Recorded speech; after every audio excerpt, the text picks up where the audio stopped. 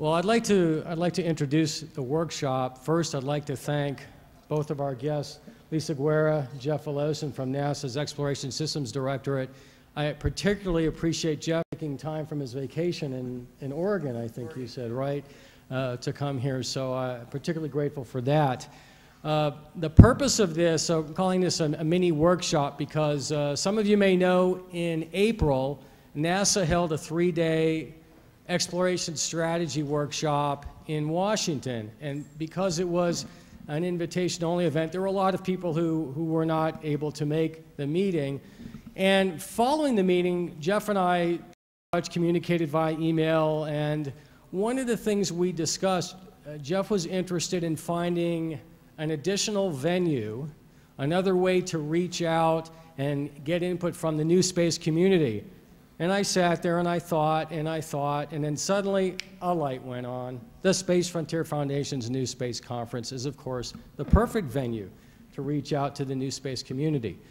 So those of you who registered online prior to us shutting down the online registration received from me by email 2 questions. I had, as we were planning this, I asked Jeff and Lisa to think about what would be a couple of questions that would help facilitate this process, because we have an hour and wanted to use that most efficiently. So I emailed everyone that had registered online these 2 questions that were provided to me by Lisa and Jeff. Asked y'all to think about those. If you've printed those out, please bring them up at the end of the conference and at the end of the session and hand it to Lisa or Jeff.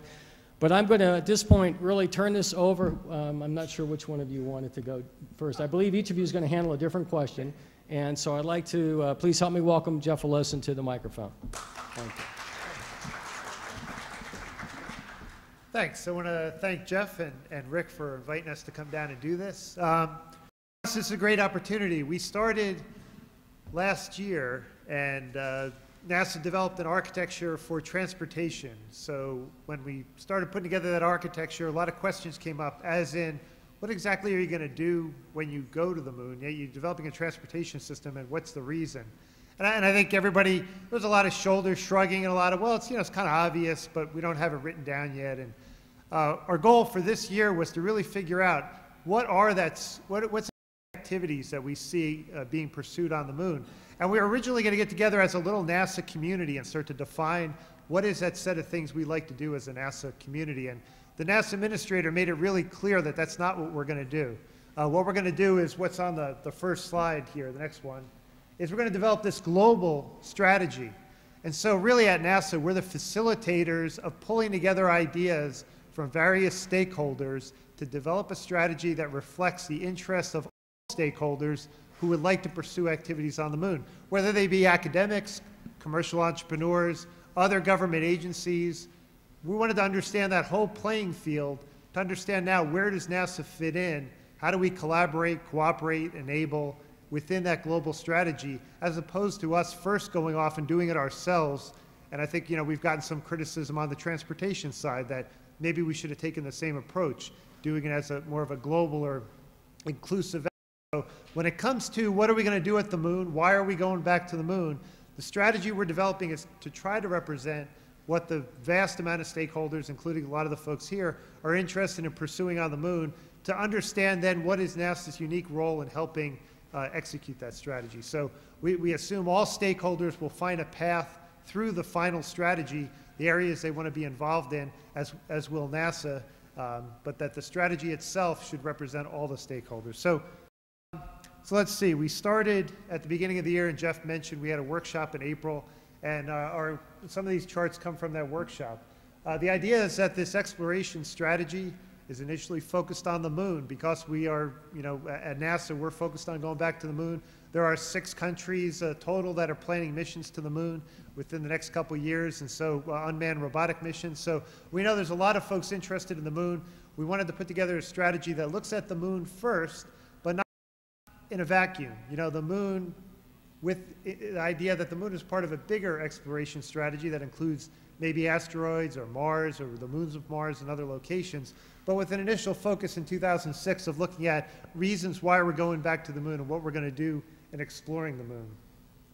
let's see, so all the stakeholders involved, and what we wanted to do with this material as we develop it is put together this set of what we're calling objectives, a set of accomplishable segments of work. Like, let's see, an objective might be something like you want to be able to take regolith and extract oxygen from it, or I'm a child of the 60s, you want to be able to find the monolith or something of that nature. So something tangible that you'd like to accomplish on the moon. So we have this set of objectives that we're developing, and that set of objectives would serve as a starting point for future discussions, with the idea being that if all of us sit down and work out what do we think are all these things we'd like to accomplish on the moon and write them down and define them, then later on as we start to talk about architectures and hardware and operations, we can use this strategy and all these little elements that we've worked on together to talk about areas where we should collaborate, talk about what are the hardware implications if we try to execute one of these pieces of the strategy, and how does that turn into hardware and missions and stuff like that. So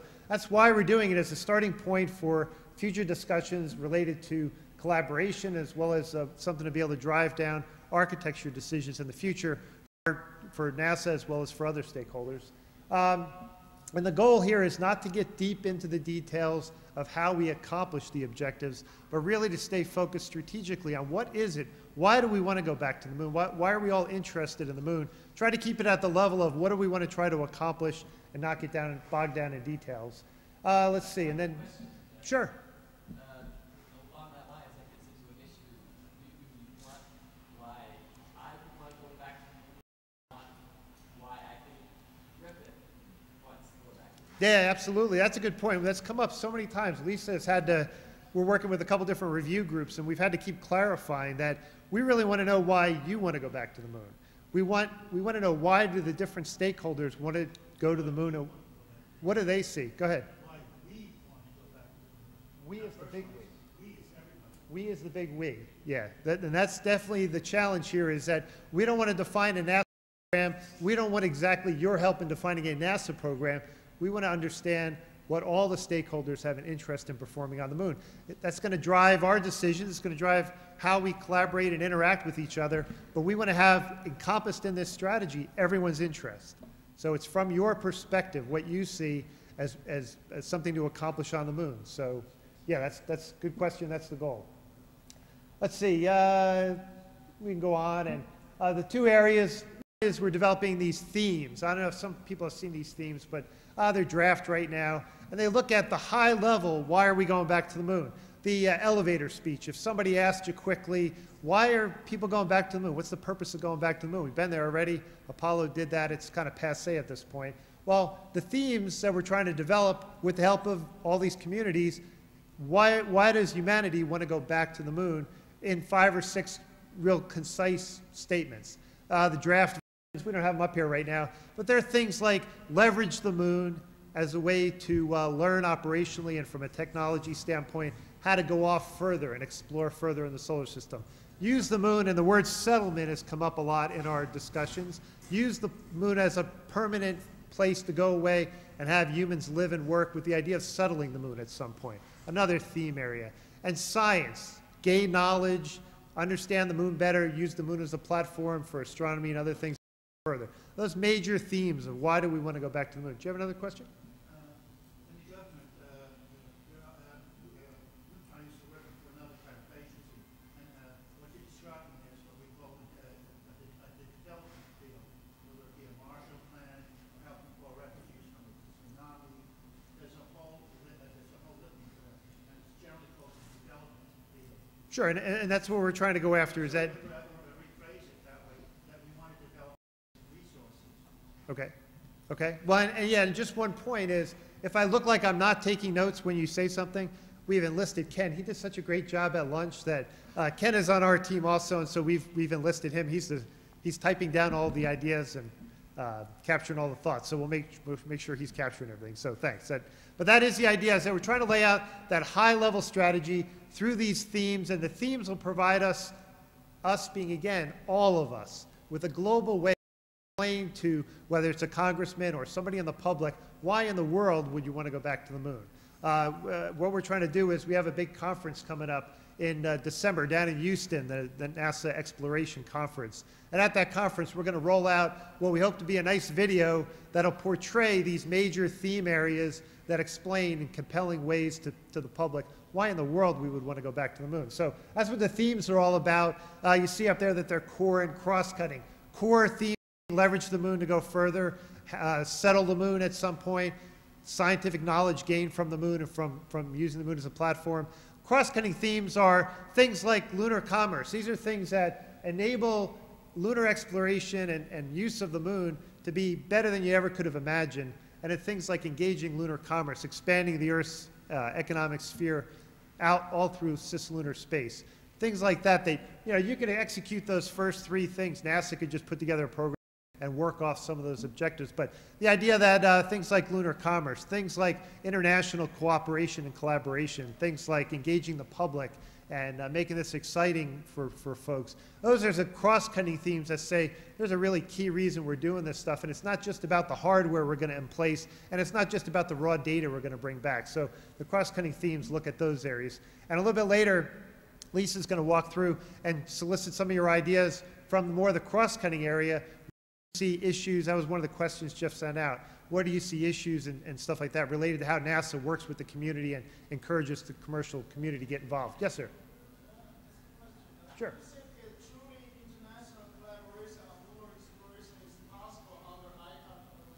Yeah, well, right now we have 14 national space agencies that are working with us. We're going to be meeting in Canada the first week in August, and we're going to be reviewing this set of themes and objectives that we're working together on the same set, and we're going to integrate comments in. So right now we've got everybody included. Yeah, ITAR issues, and every country has similar issues. It's what we probably have some of the strongest stuff, but every country has similar import-export issues. So we want to learn how to collaborate and cooperate. In a lot of cases, it might mean that our facilities are near each other. It doesn't mean, like space station, we're all glued together. Space station, we worked a lot of ITAR issues to make that all happen. So it's feasible to think you can do it. And cooperation on the moon may take a lot of different forms. It might not look like space station or what we've done in the past. So let's see. So themes and objectives. And again, these objectives, and that's what I'm going to do here, is solicit your ideas on objectives. Again, just like this gentleman over here said, these objectives are things that you would like to see accomplished on the moon. As space entrepreneurs, as commercial engagement, public engagement, whatever sector you represent, what do you think needs to be accomplished on the moon? It doesn't mean that NASA is going to do it. As a federal agency, in some cases it might, but it might mean that these are commercial opportunities that you'd like to see pursued on the moon. And it's stuff that we want to know so we understand as we put together architectures and mission options, where does the community, Jeff Kruken made a good point at our April workshop, and that point was that we, NASA, can't represent the views of this other community. You guys have to give us information, and then we have to continue to collaborate and discuss these things to kind of mature these ideas. And we can't just say, on a whole, and as NASA, we kind of know what you want, and we can work it out for you. Don't worry about it. But so that's why we're here, and that's why we'll continue to do these things. That's why we invited a lot of folks to our April workshop. So the objectives, again, should be from your perspective. Where do you see as needing to be accomplished on the moon? So we can go ahead and next chart. And just to give you the 2-cent rundown of what we're trying to do this year, the first phase is the the themes and objectives phase, and you see that runs through the end of August. That's what we're doing right now. Together a draft set of themes and objectives from our workshop in April. We also had an RFI. We had 400 responses to the RFI. We had a total of 800 objectives that we had submitted through these two processes. We've boiled those down. There was a lot of similar ideas. We've created about 90 or so boiled down versions of objectives, and those are out now with global review among the community, and that's why we're here to talk today. We're going to be wrapping that up with meeting in Canada with the internationals, and then wrapping that activity up at the August. And then we're going to go through an activity to say that, hey, all objectives are not created equal. A lot of these things I heard about in Ken's thing, the first baby being born on the moon and stuff like that. Yeah, that's a good objective. That's a good goal at some point. It's something you like to achieve. But we'd like to start to filter these things. There's some of them that probably move forward in time. And remember that this strategy should encompass exploration of the moon robotically starting now, as well as human exploration later on. So some of the objectives that you pursued may filter forward. Those are things that need to be accomplished even before humans return, whereas some of the other objectives maybe are further term. We want to know about both, but we're really trying to push forward to what are some of the early things we need to have done when we return to the moon. So that's what we're going to talk about here in a second. So the second part is this time phasing, understanding how the objectives lay out in time, at least at the gross level. And then the last phase is going to be the cleanup, where we'll be coming out to all these different again, as well as the internationals, and trying to work through last-minute issues, trying to make sure that we've captured everybody's ideas, with the idea that at the end of this process, we'll have a database that we're developing. We'll probably have 200-300 objectives of things that people would like to see accomplished on the moon. And it'll also have a video and some other material that really tell the compelling reasons why we as a global community want to return to the moon and explore. And again, that'll be rolled out in December. So with those products, we hope that we'll be able to move forward to start looking at collaboration, coordination of efforts, cooperation between commercial and government agencies, among government agencies, to look at where do we have common interest in pursuing different objectives. So that's our goal this year, is to put that story together and then work more towards architectures and missions and stuff like that in the coming years, so we can get some definition on some of the elements that we're working on. So, okay, so let's go on to the next chart, and the question for you guys to answer, and I guess, Jeff, you sent it out early, I have all preloaded, ready to go, is where do you see initial commercial opportunities for lunar exploration between now and the first return of humans? And we're not being, anywhere in the next 20, 30 years-ish, so you could either have an objective that includes humans and say, hey, I'd really like to see humans do such and such when they return to the moon, or you can say, before humans go back, I'd like to see robots go off to the moon and do something else. So I think we're looking for both. And all for right now, and we can, pull these together and kind of flush them out as time goes by. But right now, we're just looking for, similar to what Ken did, we're looking for some of those things that you guys have on your mind to say, remember from a commercial or whatever your standpoint is, to include an objective that says, use the commercial sector to provide communication satellites on the moon. Don't have NASA rebuild the whole infrastructure, that kind of stuff. We know how to do that as a commercial community. Do that kind of stuff. So you could have objectives like that. You could have objectives that say, use the commercial sector to pull oxygen out of regolith, and then have the government be the first consumer of that oxygen, with the thought that as lunar commerce grows, there'll be other consumers downstream. So anything along those lines, particularly if you have ideas for stuff that could be done early on, that you really think the commercial sector can get involved in early, that either involves NASA or doesn't involve NASA in any way, so we can those ideas. So what I'd like to do is, Ken's going to be typing and taking some notes, and so if you guys want to just, I'll entertain whatever, and what we're going to do is, in about 20 minutes or so, we'll switch places, or maybe about 10 minutes or 15 minutes, switch places, and then Lisa's going to talk a little bit more about issues that you see in being able to engage commerce in some of these activities. Yes, sir. First off, as a point of nomenclature, that I think your term lunar exploration is anything that goes on the moon, whereas I just want to remind you that there's potential commercial activities involved in exploration activity, just like commercial activities involved with scientists in Antarctica. But there's also commercial exploration, like for lunar resources, and long tradition in geology of those geologists that are commercial mining, like that. But then there's just the utilization of the moon as environment, just like we have concepts, where they're not exploring space, they're just using space. And I see a lot of the initial commercial opportunities that just mean using the lunar environment and having no science or exploration content. Sure, and that's fine. That's a good point, but right. Just my background in astronomy, and I came to the NASA contracting world, I have to sort of reset myself all the time. Now I'm working commercial, that it's like a typical commercial mission would be someone's idea to market a cell phone with a camera on it, like taking you to the moon and taking a picture of the moon using a cell phone camera. And as a scientist would sort of recoil and say you wasted an imaging opportunity on this low resolution camera, but the idea is that to promote the cell phone, and that's the commercial. Sure, absolutely, and I apologize if, the word exploration is not meant to be confining. I mean, my perception, talking to a lot of the folks at our April workshop, is ideas from like the entertainment industry and stuff like that are probably some of the most near-term uses of Lunar going to the moon and doing something that could be profitable. You know, we talked about sending out rovers all over the surface and having kids joystick them from their backyard, you know, from their bedrooms or whatever. So, but yeah, so it's not just exploration, it's activities that would be performed in the moon or in the local environment of the moon. So, okay, you guys have had time to think about, yes? One thing might be setting up a GPS for the moon so that someone coming to land on the moon will be able to navigate by GPS. Sure, that's a great idea. And that's exactly the kind of example. Perfect. Yes? Start building spaces before the manned moon mission, so you solve all the engineering problems and stuff that are there. Pre-deployment of assets for supporting the human. And structures and Sure. that whole thing. Sure.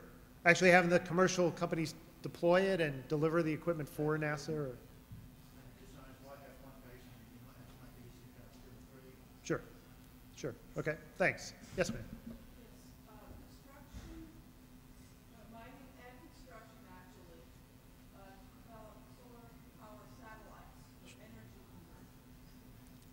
Yesterday's lunch, we speak with you put down a 4-point program, SPS, item on his list.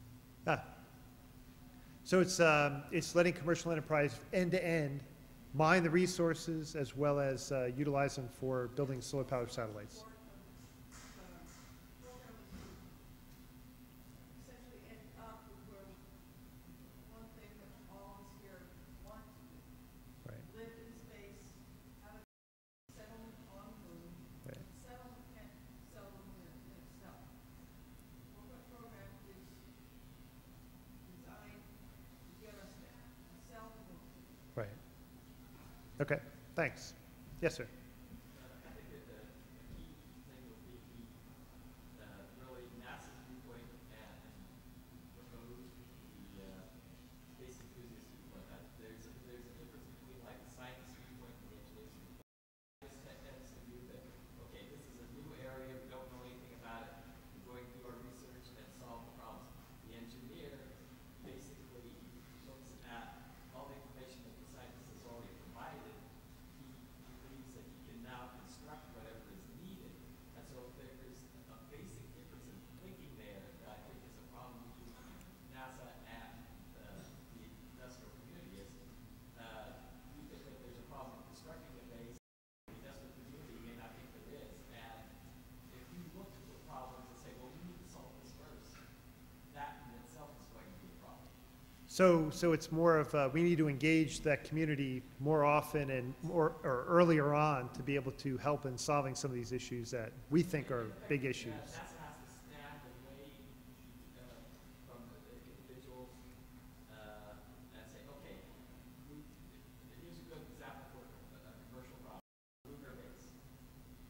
Put out a contract that you want on the lunar base, see who bids on it, and what their estimate is, and whether you're willing to pay it. And along that lines too is the question: if somebody has the ability to build a lunar base, do they even need to sell it to the United States? Right. Be sold to, say, England. Right. So it's to be like extending what we're doing with the COT, payload delivery to space station program, looking for commercial solutions. But you're saying use that more often and try to engage the process as much as possible so as not to invent it. You're going to be put in this situation where you're going to try and design something that somebody else already knows how to do. Right. Right. Okay. Thanks. Well, and one thing is, that's a little bit, Lisa's going to talk a little bit more of those kind of issues in the second half, so we'll capture that now. But one of the things is, save some of those comments for Lisa gets up. Right now, if you guys have those hard-hitting, like building a GPS system for the moon or something like that, commercial opportunities. So, yes, sir. I think something that would be really useful would be identifying the key resource areas on the moon as far as minerals and metals. You get some satellites up there, one or more, to do spectrographic mapping of the lunar surface. For mining companies that are considering doing this on the moon, this would be extremely useful data in preparing business cases. Right. Something NASA could do, which would really help the process. But I guess part of that is also engaging that community to make sure that what we're doing is the right kind of data that needs to be used by the community, you know, not just doing it the way we would do it. So, okay. Yeah, no, thank you. Yes, sir. To consider dual-use technology, for instance, like a 0.5 or 2.5 meter resolution satellite that's specifically for a resource or resource finding, and then once that satellite is done with that mission, use it as a data relay satellite in a polar orbit or something like that. Sure. Okay, that's perfect. Thank you. Yes, sir. Yeah, I've got a couple. One is I know everyone here has talked about looking at space from the moon, and so placing a small robotic telescope that can be controlled from the Earth would be a really good thing, just to see if it really gives what everybody has always said it's going to do. Sure. You have a preference for wavelength, or you don't mind? I'd like to have it visual.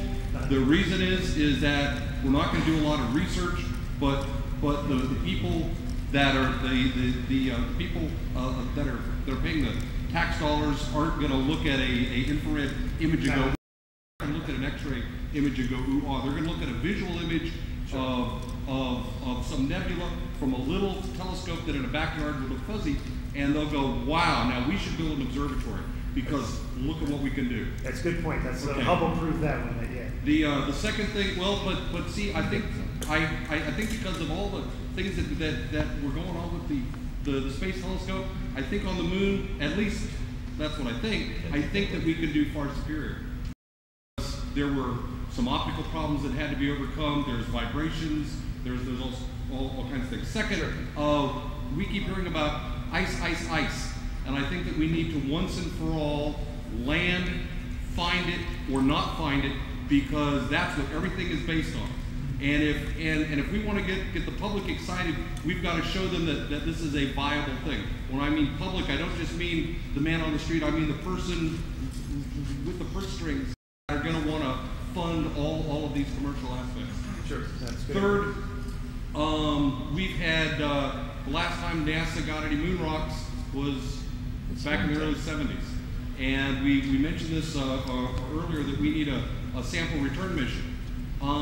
If what we expect is that we're going to be able to land, take off, and come back, what a wonderful opportunity to, as my friend Alan here said, as a dual use.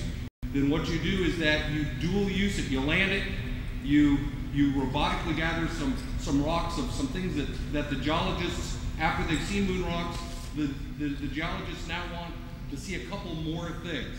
And if we have a little robotic retriever that is smaller than a shoebox and can bring a couple kilograms of rocks back, so that we scientists can say, yes, I really can use real lunar material, I really can make cement, or I really can use glass, or I really can do this or that. You know, the moon rocks that we have are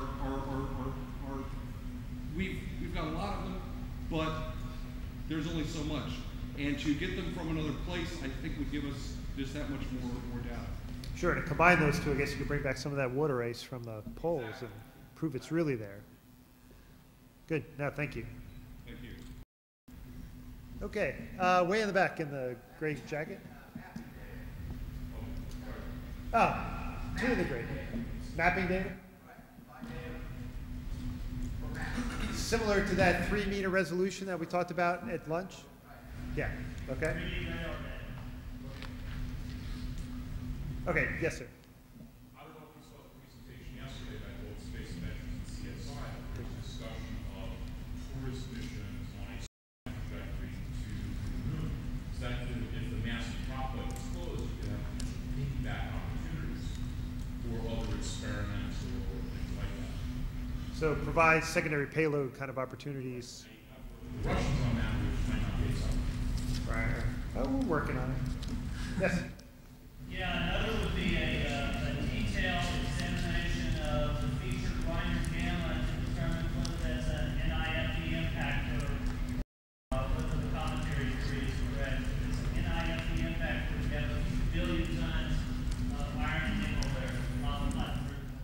Okay, so would you think we're looking at actually going down and bringing back samples again, or we're just doing some reconnaissance? Okay. Infrared, advanced magnetic, and high power radar. But these areas of interest that are potentially asteroid impacts. In situ to determine whether it's large medium wave and high power radar. Okay, cool. Thank you. Yes, sir. Here's an example that NASA provided a lunar simulant for basically industry to use in experimentation, a low-cost source of lunar simulant. Just the recipe or actually the simulant? There would have to be a source now, a commercial source, but again, too, the key part would be the question of how costly is that source. Sure, but it would be a matter of like having a scientist talk to the engineer and say, okay, I want to work and see how I can draw out iron from the simulant. And so the question of fidelity of the simulant would be more oriented towards the iron rather than, say, sulfur content. sure. Okay, I could combine that too with the sample return idea to improve some of our ideas about what the simulant should look like. So from what our current database is. So yes. Further ideas, sure. Taking his optical idea of laying something on the board and looking back at Earth and selling it to an IMAX or something. Building an IMAX film or something. Earth observing. Earth observing images, is that what you said? Earth observing. It's so that it's on the moon and it's looking everywhere else. And I mean, everybody loves movies.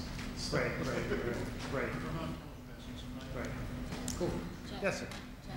Instead of GPS, ground-based beacons for navigation and mapping that can be used for pretty much sold to anyone, robots, rovers, humans. So it'd be similar to like the nautical world, where it's all planted. It's not, you don't have to worry about station. Right. Okay. Are we running out of time? Do we have to switch? Let's see. I see a couple more ideas. Why don't, I apologize, I can't get everybody, but let's see. I want to get the ideas. So if you can get them to, is Jeff still back there? If Jeff Kruken doesn't mind accepting them, if you could send them in to Jeff and then I'll get them from Jeff. So if you can email them into Jeff Kruken, I think that might be a way for me to get some of the more idea. We don't have time. I want to get on to this other area so we get a chance to collect some other information. But if you guys send any additional to Jeff, we'll collect them through that area. So thanks for those thoughts. Now Lisa's going to talk a little bit more about issues, which I think is appropriate to this audience too. So.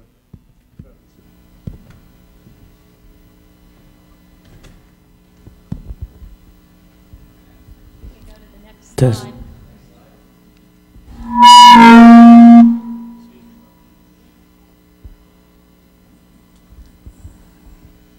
So as Jeff mentioned, we had numerous objectives from both the workshop and RFI. They came in two categories related to commercial interests. One category was similar to the brainstorming you were doing, which are more tangible activities you'd like to see taken on the moon. And we categorized those with the actual interests, like in situ resource utilization, and that may have had a commercial component. This other area we were calling development of lunar commerce, and we had 7 objectives in that area. And I thought it would be useful for you to see these 7 objectives. They're meant as enablers to anything we might do entrepreneurially on the moon. So I'd like to walk through these with you and then again have a pause and feedback session to hear from you. Are there areas that are enablers to getting commercial activities accomplished at the moon? So the first one actually relates to what this gentleman was saying earlier. It's getting the commercial interests involved from the beginning and throughout the development process as we look at going back to the moon and what kind of activities or architecture we're using. We feel like we're doing that with this activity itself. We're starting with strategy and at a minimum getting your ideas into the strategy, and then the intent of the objective is to maintain that commercial interests throughout what we do and what we're planning to do as space agencies. The second objective is to use public and private models to encourage commercial sector involvement. And the common example used here is the Intel model from the 60s, which encouraged commercial communication satellites. So coming up with those models may enable some of the other types of objectives that commercial industries would pursue.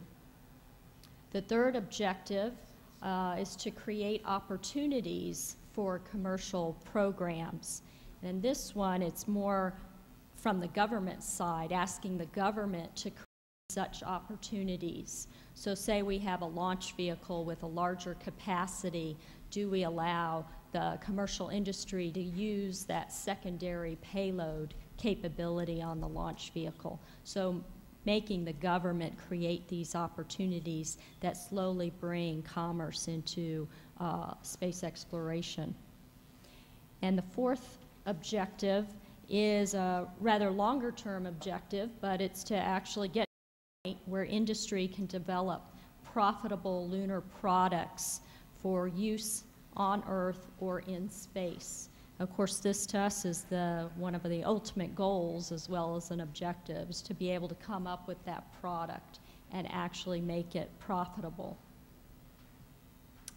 Next slide. The fifth objective that we heard is also part of a much longer strategy, but this one shows that once government agencies are enabling a capability, say at the moon, we've put in the infrastructure, we've put in operational capabilities, that there will be a point in time where then government might want to leave the moon, go on to Mars or beyond to do further exploration, and how can we offer some transitional opportunity to then allow the assets to be taken over by private industry. So it gives agencies an exit strategy from that platform and enables commercial to take it over, basically. The sixth objective is to have the government provide resources to catalyze exotic industries. I look at this similar to what Centennial Challenge is doing, in that with small government resources, we may be able to initiate very creative ideas in a new environment like the moon. So that was one of the objectives we heard. In that case, you might get some non-aerospace type interests involved in this venture. And finally, the last objective is lunar commerce meets legal objectives. And actually this one came up numerous times and we boiled it down to this objective. But it's by establishing a legal framework to enable company activity on off-planet sources. Examples are the export control laws. We've heard a lot today about ITAR issues. That would fall in this category. Also on a longer term scale, being able to establish the appropriate mineral rights or property rights if companies wanted to venture to certain segments of the lunar surface. As Jeff mentioned, all of the objectives we've collected are currently under a special review process from a variety of interest parties. And I've been listening in on one of the groups that is reviewing these, and they had a lawyer join the group of scientists. And he saw this one and got all excited and wants a whole new category with 12 new objectives related to law. So we're a little concerned about what we're going to get back, but clearly it piqued somebody's interest. So what we thought we'd do here, given now you've heard the kind of enabling objectives that we heard from the workshop and RFI related to inspiring commercial activities, we thought we'd pose this question to you. What do you see as the primary issues and enablers for the commercial community to engage in lunar exploration? And the corollary question, what do you see as NASA's role in this area?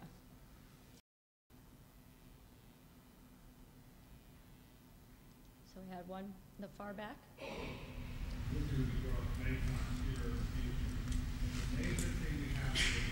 Can you speak up a bit? Richard Silva and Four Frontiers. The major thing that we need, the primary thing we need is to have NASA and the various people make regulations, not the structure.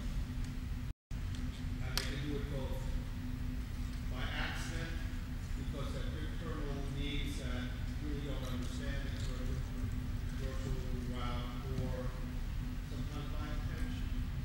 And that's the first thing that most people in the community want to make sure. I was part of Mars Blitz, where we wanted to allow American companies to build planes that go high and go fast. And our groups met with every member of Congress or their aides, and they were very surprised that there were regulations that had been promulgated that precluded American companies from going forth. We can't do that anymore, because if we block Virgin Galactic, it won't stop, it will go elsewhere. So the first thing we have to do is make sure that, even by accident, you have 12 new legal concepts that have to be satisfied, that we don't create a system where Americans can't do. Because nowadays, if Americans can't do, the Indians or the Chinese or the Japanese will be more than happy to take our place. The second thing is that one of the things that we have to do is try to find out what the true roadblocks are and enable their removal. Either we do it actively or tacitly. You have to find ways of making people like Falcon, if they are successful, or the equivalents thereof, going forward, and finds ways of encouraging them, not just the people who have had contracts in the past, and have more open contracts. You know, unless there is a definite need to have NASA do a particular thing, particularly if it's a repetitive service process, we should not say, we should question, why is NASA doing it? As a first order question, not as a last order question. And I think if we do that, if we stay out of the way, Americans have shown they can do wonderful things if allowed to.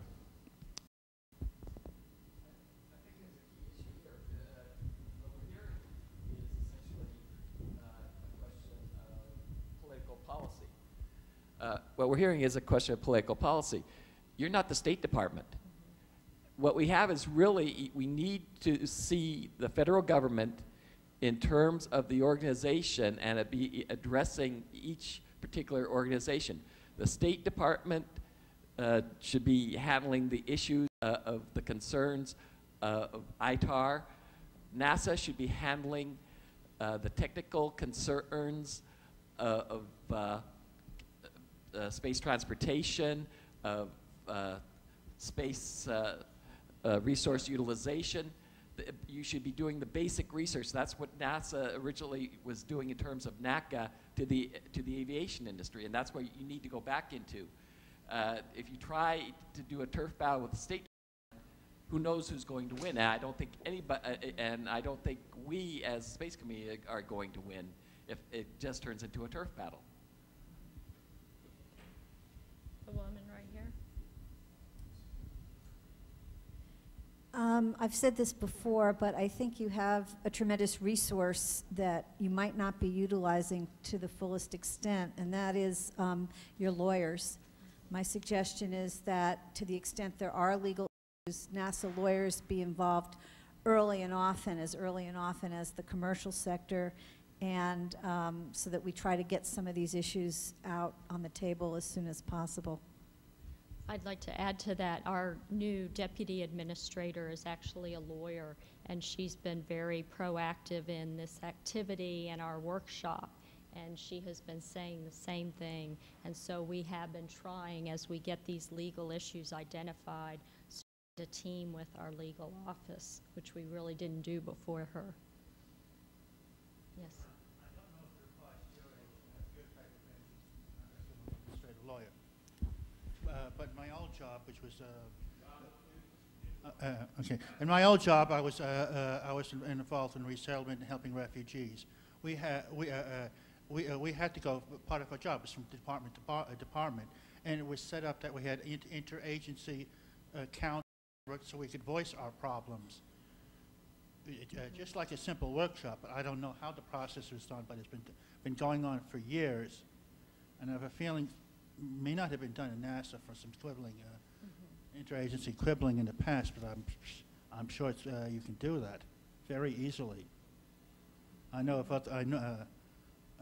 we've also had to deal with the UN, which automatically enters something into it, but there are other examples in DC. Okay, thank you. One of the things that I think NASA could do, which is based on many of the ideas that have already come up today, is to begin building the technical infrastructure which is going to benefit all of the commercial companies, things like the GPS, the mapping, the communications link with Earth. These are things that is going to make it a lot easier for commercial companies to start to do what they want to do on the moon. The other thing NASA can lead the way in is setting a good example for other space agencies and other nations by taking an approach to lunar development which shows that you're not just doing it for America but for the whole planet. By leading it by example in that regard, other space agencies are going to be more inclined to follow that lead. And that should be done with legal framework as well, through treaties and that kind of thing. Thank you. In fact, that's what we're trying to do with this strategy.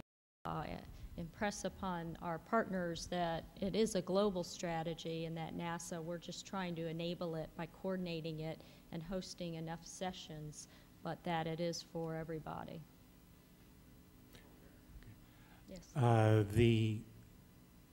We've heard several different ties on the same theme, both now and during lunch, which is we don't know for sure what the hell is there on the moon, and I'm including near-Earth objects that are energetically as easy to get to as the moon and back, especially if they have resources. We don't know what's there, and yet probably a half dozen nations have all these lunar plans, a lot of them we probably don't even know, based on not knowing what's there, and a lot of those plans, including some of ours, are almost certainly wrong. Now, we've had at least half a dozen things just these past two sessions saying what really is there.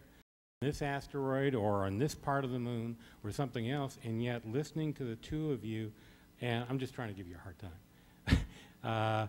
I don't see finding out what the heck is there, the greatest single government enabler of all, finding out what is really there, no kidding, right now, tomorrow, as anywhere near the top 20. You know, it's something that at the moment the agency appears to be, well, we'll get around to it as one of a bunch of other things, when I would put like the questions today, but a lot of businessmen will tell you, if I don't know what there, we can't be planning the right thing. We can't even know if we're doing the right thing.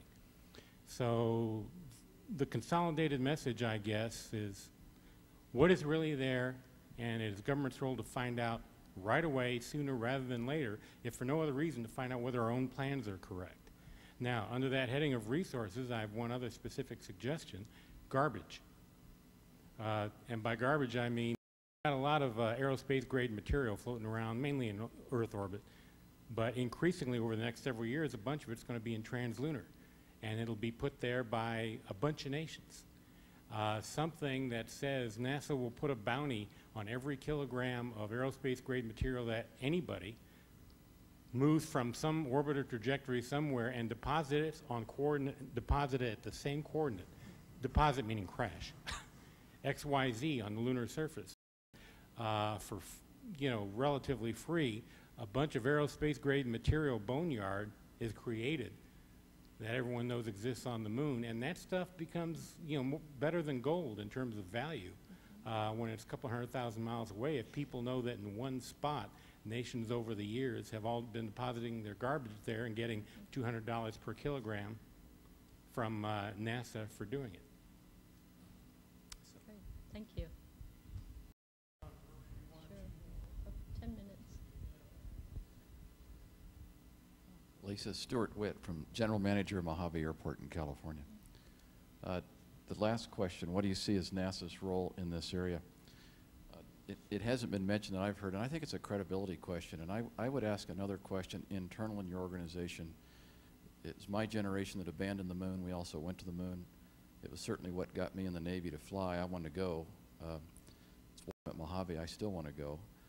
But there's a credibility question within NASA, I think, and I tell you, this is not pointed at you or emotional, it's factual. But I applaud you from showing up from NASA asking tough questions to a not so shy professional audience. I would ask an internal question, something on the line of, why did we abandon the moon in the early 70s? What was the political reason, cost, technical reason, human factors reasons? And as the good ideas, and again, I think what's evolved is the good ideas are coming from the private sector around the world, not just from in the United States. But you still have a lock on a technology base that's probably underutilized at NASA. And that's probably your greatest asset. But how do you take the good ideas and cap them and marry them with a technical base, and do they start answering some of the questions of why we left in the first place before we just head down and go forward again? Maybe some of these good questions could be applied to answering the questions why we stopped. And if you did that, I think you'd bring credibility back to a generation that has lost it on NASA. My 3 sons are examples. Why did you leave the moon, Dad? Don't have a good answer for that. It's still a good question. We should probably be there in many other places. I don't know if you have an answer, but I'd sure ask the questions and present them. I think it would go a long way to bringing the credibility piece back to your organization, to audiences like this.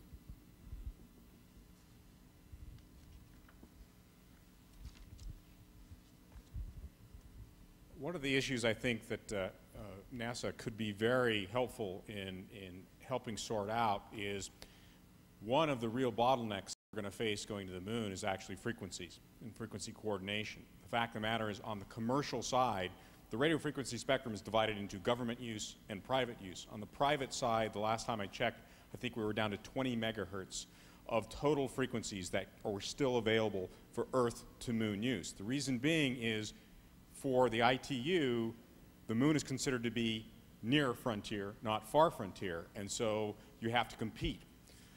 It also, the sort of transitioning of government facilities into private facilities, I was part of a study in which we looked at the International Space Station and the possibility of doing some commercial frequency use off of it, and we found out that not only were the frequencies all government frequencies, as you would understand, it's a government facility, we couldn't transition those frequencies over into the private sector.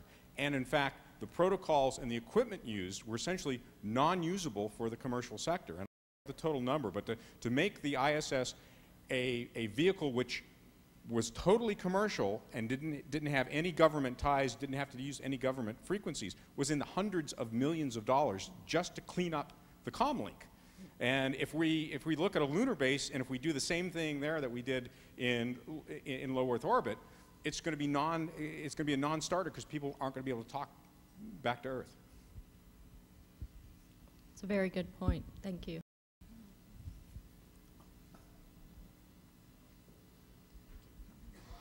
Well, I first wanted to say that I want to thank you for coming here and for asking these questions. And I think that as far as enablers go, one of the big enablers would be that every commercial entity, either established already or in the conceptual stage, really understands that NASA is listening, and that they're not just collecting the information and putting it on the shelf, but that this information that we're giving you is actually impacting how NASA operates and is guiding their future plans. Thank you. Yeah, I see the real challenge is once we have collected all of this, how do we maintain the dialogue and relationship so that these actually become tasks and turn into actions that we have to do in order to enable the kind of interaction and stakeholders that we want. So one enabler might be standardization, like a standard intermodal shipping container, for example. And what NASA's role might be is using purchasing power of NASA to make industry set up the standards, not having NASA set the standards itself. That's good. We actually had that objective elsewhere, but not with that twist. Hi. One thing I think you ought to realize in sort of questions like this is that as commercial ideas get closer to reality, the commercial entities stop talking about them, and it becomes a competitive advantage. And so, for example, it was 3 years ago I worked on a trajectory supporting calculations for some of the lunar flybys for tourists, and it only got revealed last year. But so I think a lot of things are going on that are very close that you probably don't know about, and there's some of the ideas of just things like obvious ones like burial on the moon or something like that have been worked on in the past years. But one thing you ought to realize as you're asking these questions is that there's also a couple decades worth of bad experiences that we've had, and I think I hope that NASA in commercial activities will adopt sort of a Hippocratic oath of do no harm, and that's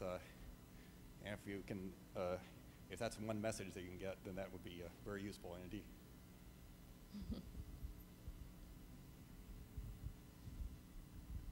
Do we have any more up front here?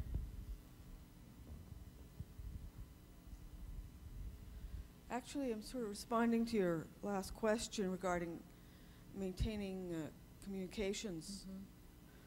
I can think of 2 ways. In fact, could even use both. One is an email, and another is a website. Now, perhaps, do you have your own channels for this, or we could offer something? Let me address that just for a second. For such a challenges, as you know, we have something called CC ideas at NASA.gov that we produce annually. The last couple of days I've had the idea I need to create something called LC ideas at NASA.gov, Lunar Commerce ideas at NASA.gov. And so I'm going to send an email to myself to do that when I get back to the office. Setting up a website to collect information is very hard. Get involved with OMB, National Paper Production stuff, and it's a nightmare. We might end up doing it anyways, but setting up the email alias tends to work really, really well. So I think I want to do that. And once we get that up and running, we'll notify you guys through Basic Frontier Foundation email or whatever, and then just those cards and letters come. Okay, we have 1 minute. How about this gentleman over here?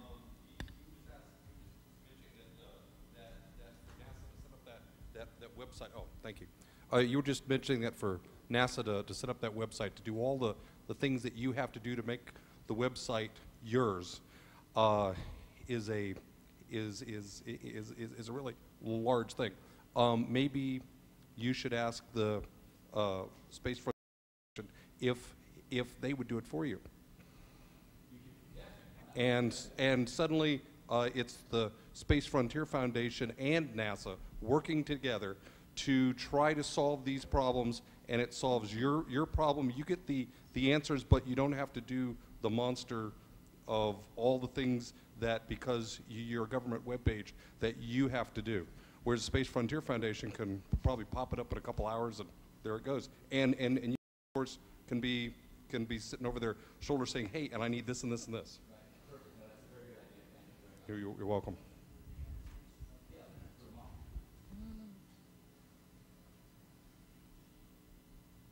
Okay, we've come to the conclusion of this. Lisa and Jeff, thank you so very much for doing this. I appreciate it. And I really appreciate all of you as well, sitting here and making this an engaging hour. And at this point, we're going to take a 10-minute break. So we're actually back on schedule. And we'll go ahead and continue at approximately 3:35, 3:36, something like that. But 10 minutes. Thank you all.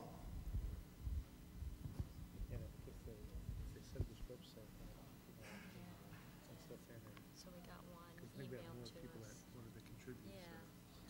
Oh, you have hard copy. Boy, Oh, good. very Thank thorough. you very much. We appreciate it. Should we be giving these to Ken? Yeah. I don't want to lose the lock on that. Thanks, Jeff. Thank you. Oh, that's okay. I used your name in vain. So I